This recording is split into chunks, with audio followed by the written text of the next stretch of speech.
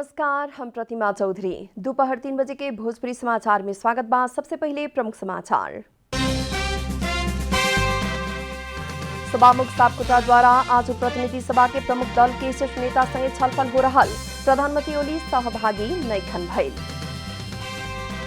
चिकित्सा शिक्षा आयोग के ऊपर राजनीतिक हस्तक्षेप भइल कहत नागरिक अगुवा के प्रदर्शन। सर्वोच्च के आदेश विपरीत समंदल देवे के खोजल जिकिर। सोना के भाव आज तोला में 600 रुपया से बढ़ल। छापा वाला सोना प्रति तोला 94,500 रुपया में कारोबार हो रहा। सरकारी सेना और विद्रोही बीच के लड़ाई के कारण इथियोपिया में अकाल। यूनिसेफ द्वारा संकट समाधान खातिर अंतर्राष्ट्रीय समुदाय संगे आग्रह। यूरो कप 2020 आज से शुरू हो रहा। उद्घाटन खेल में इटली और टर्की आमने सामने।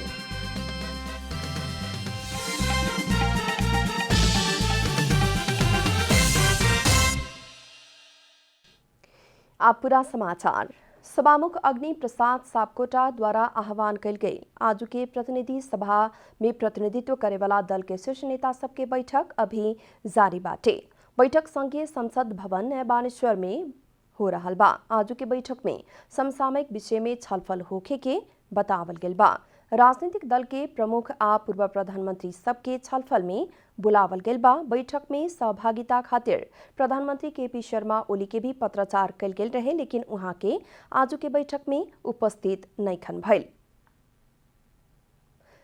प्रधानमंत्री केपी शर्मा ओली सिफारिश में राष्ट्रपति द्वारा जेठ 8 गते प्रतिनिधि सभा दोसरका बार विघटन कैला बाद उहाँ के कानूनविद सब संगे भी छलफल करे के जनौले रहने। उबिरिया सभामुख सापकोटा असाधारण कदम उठा सके के चेतावनी देले रहने।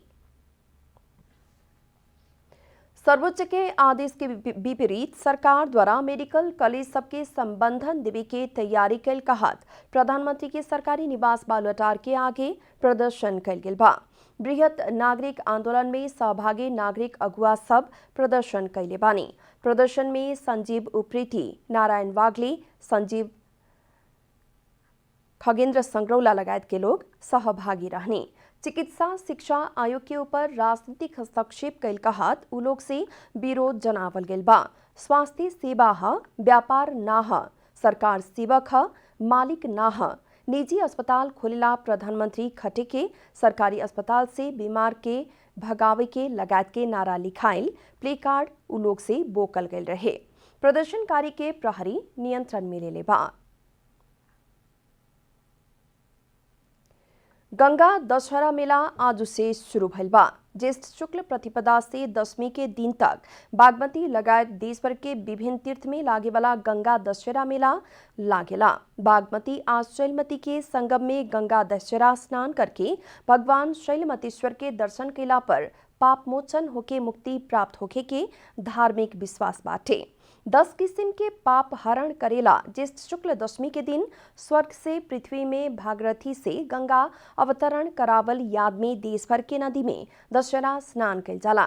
केहू से ना देवे वाला वस्तु ना लेवे के, बिना यज्ञ हिंसा कैल, पर स्त्री गमन कैल, कठोर वचन बोलल, असत्य बोलल, पर निंदा कैल, बेमतलब के प्रलाप कैल, दूसरा के संपत्ति हड़पे के इच्छा राखल, दूसरा के हानि पुगावे के इच्छा राखल और बिना कारण दुराग्रह राखल जैसन पाप दशहरा के दिन गंगा स्नान कैला पर नाश होके के शास्त्रीय मान्यता बाटे। डोटी के दीपायल सिलगढ़ी नगरपालिका 4 समूह गाढ़ में जीप दुर्घटना भइला बाद एक जने के मृत्यु भइल बा त एक जने गंभीर घायल भइल बानी। कैलाली से ब्रॉयलर मुर्गा के चल्ला आ दाना लेके आ रहल महिंद्रा बुलेरो जीप आज सवेरे करीब 4:45 में दुर्घटना भइल रहे। दुर्घटना में पड़के कैलाली जिला धनगढ़ी उप महानगर पालिका 5 तारानगर के 50 वर्ष के जीप चालक हुकुम शाह के मृत्यु भइल बा। वही लेखा दुर्घटना में पड़के बाजुरा जिला बूढ़ीगंगा नगर पालिका 8 के 26 वर्ष के देवी कुमारी शाह गंभीर घायल भइल प्रहरी जनौले बा। घायल के दीपायल पिपला में रहल शैलेश्वरी अस्पताल में इलाज चल रहल आ उहाँ की अवस्था गंभीर रहल इलाज में संलग्न स्वास्थ्य कर्मी से जनावल गेल बा। जीप अनियंत्रित होके सड़क से कमती में 100 मीटर नीचे गिरल प्रहरी जनौले बा। भोजपुरी समाचार में आप छोट विश्राम।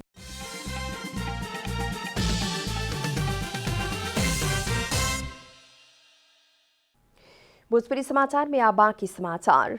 कंचनपुर में 19 बरिस के किशोरी ऊपर सामूहिक बलात्कार भइल प्रहरी जनौले बा। जिला के बेडकोट नगरपालिका वार्ड नंबर 5 में स्थानीय किशोरी के ऊपर 2 जने युवक से बलात्कार कैल गेल जिला प्रहरी कार्यालय कंचनपुर जनौले बा।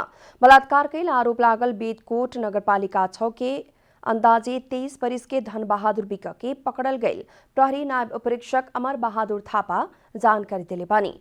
दोसर आरोपी उहे ठाव के अंदाजी 23 बरिस के युवक फरार रहल कारण उनकर तलाश हो रहल प्रहरी नायब उपरीक्षक थापा बतौले बानी।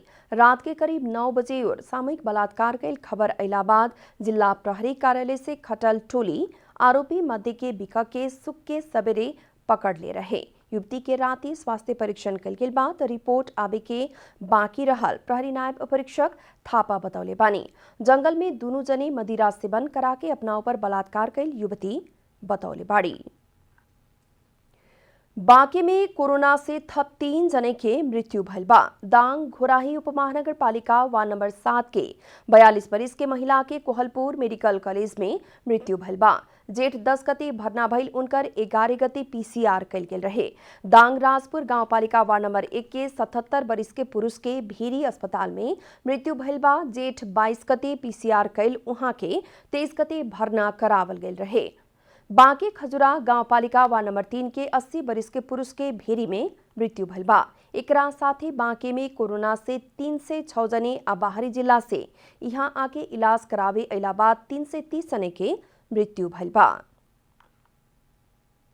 सोलुखुम्बु के सोलु दूधकुंड नगर पालिका वार्ड नंबर 8 पताले में क्रेन बुक के चल रहल लोबेट में करंट लगला बाद 2 जने के घटनास्थल में ही मृत्यु भइल बा। पोखरा ओर जा रहल ग1 का 5173 नंबर के लोबेट में राखल क्रेन से 33 के भी प्रसारण लाइन में छुअला बाद करंट लाके दुर्घटना भइल जिला प्रहरी कार्यालय के प्रहरी प्रमुख प्रहरी नायब उपरीक्षक कबीर कटवाल जानकारी देहनी। उनकर मुताबिक लोबेट चालक बड़ी गंगा गांव पालिका 5 बागलुंग स्थायी ठिकाना भइल 26 बरिस के भूमिराज मरासिनी आ क्रेन चालक स्यांजा के 24 बरिस के राम बहादुर परियार के घटनास्थल में ही मृत्यु भइल प्रहरी जानकारी दिले बा। अब आर्थिक समाचार।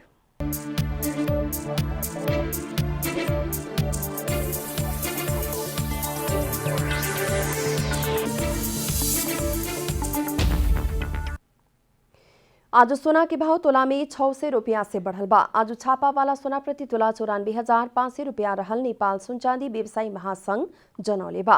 कालू सोना के भाव प्रति तोला 93,900 रुपया रहे। वही लेखा आज तेजाबी सोना के भाव प्रति तोला 94,000 बाटे। वही लेखा चांदी के भाव तोला में 15 रुपया से बढ़त प्रति तोला 1,370 रुपया कायम भइल बा। दार्चुला तिंकर सड़क अंतर्गत नेपाली सेना के दिहल गई 87 किलोमीटर सड़क खंड के डीपीआर निर्माण खातिर सर्वेक्षण के काम उड़ा गल बा।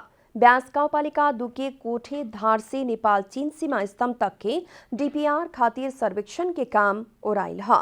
नेपाली सेना द्वारा पैरागन ग्रीड नेपाल जीवी नामक परामर्शदाता मार्फत डीपीआर निर्माण करे लागल ह। परामर्शदाता कंपनी से 35 दिन लगा के कोठे धार से तिंकर भंज्यांग तक के स्थलगत सर्वेक्षण अवलोकन तथा सर्वेक्षण के काम उड़ा गई बा। सरकार द्वारा द्रुत गति में रणनीतिक महत्व बोकल दार्चुला तिंकर सड़क के सेना मार्फत काम करावे के निर्णय के बाद सेना अभी ब्यास गांव पालिका के सुनसेरा आ दुमलिंग में निर्माण कार्यदल के कैंप रखले बाटे। भोजपुरी समाचार में फिर छोट विश्राम।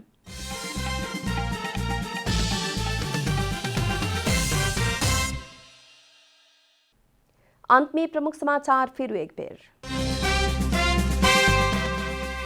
सभामुख सापकोटा द्वारा आज प्रतिनिधि सभा के प्रमुख दल के शीर्ष नेता सब संगे छलफल हो रहल। प्रधानमंत्री ओली सहभागी नैखन भइल।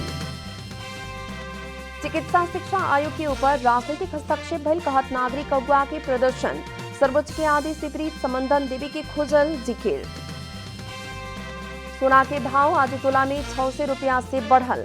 छापा वाला सोना प्रति तोला 94,500 रुपया में कारोबार हो रहा। सरकारी सेना विद्रोही बीच के लड़ाई के कारण इथियोपिया में अकाल। यूनिसेफ द्वारा संकट समाधान खातिर अंतर्राष्ट्रीय समुदाय संगे आग्रह। यूरो कप 2020 आज से शुरू हो रहा उद्घाटन खेल में इटली आ टर्की आमने सामने।